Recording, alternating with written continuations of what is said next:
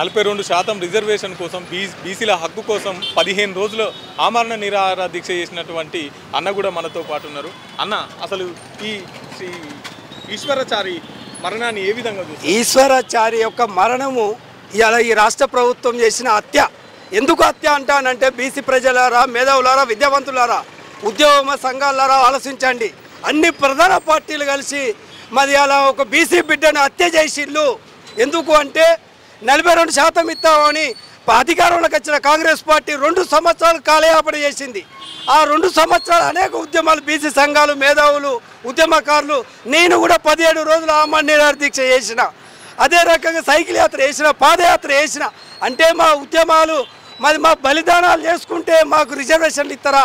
మేము బలిదానాలు చేసుకుంటే తెలంగాణ రాష్ట్రం వచ్చింది, మా బలిదానాలు చేసుకుంటేనే బీసీలకు 42% ఇస్తారనే ఉద్దేశంతో ఇవాళ మరి ఈశ్వరాచారి గారి యొక్క బల మరణం అంటే ఇది రేవంత్ రెడ్డి రాష్ట్ర ముఖ్యమంత్రి, రాష్ట్ర ప్రభుత్వం చేసిన హత్య అని డిమాండ్ చేస్తున్నా. ఒక చాపర్తి కుమార్ గారికి, ఒక రచక బిడ్డకి చెప్తున్నా, రేవంత్ రెడ్డి నువ్వు అన్నమే తింటే, నువ్వు రోజు మనిషివే అనుకుంటే వెంటనే నువ్వు ఢిల్లీలో ఆమరణ నిరాహార దీక్ష చేయి. నీకు సిగ్గు, శరం, చీము, నెత్తురు ఉంటే నువ్వు ఇచ్చిన మాట కోసం, నువ్వు చేసిన 2 సంవత్సరాల కాలయాపన కోసం రేపే తక్షణమే ఢిల్లీలో ఆమరణ నిరాహార దీక్ష చేయి. అప్పుడే నీకు ఒక మనిషిగా గుర్తించబడతావు.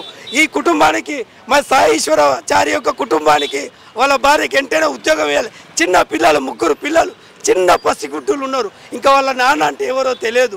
నాన్న ఎటుపోయిండు, మమ్మీ అని ఏడుతాడు వాళ్ళకు చిన్న కొడుకు. అందుకే ఆ పాపం నీ దాకగలకుండా ఉండాలంటే నువ్వు రేపు ఢిల్లీలో ఆమరణ నిరాహార దీక్ష కూర్చుంటే బేషరతుగా 42% కేంద్ర ప్రభుత్వం ఆమోదిస్తుంది.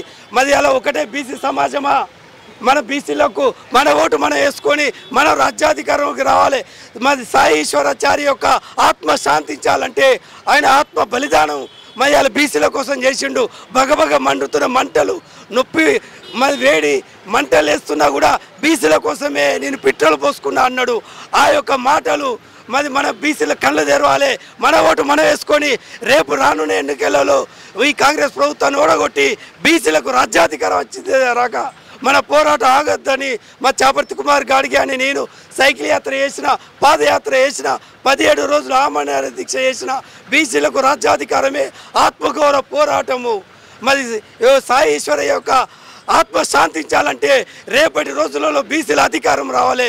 మన ఓటు మనం వేసుకొని ఈ రేవంత్ రెడ్డి ప్రభుత్వానికి బుద్ధి చెప్పాలని డిమాండ్ చేస్తున్నా.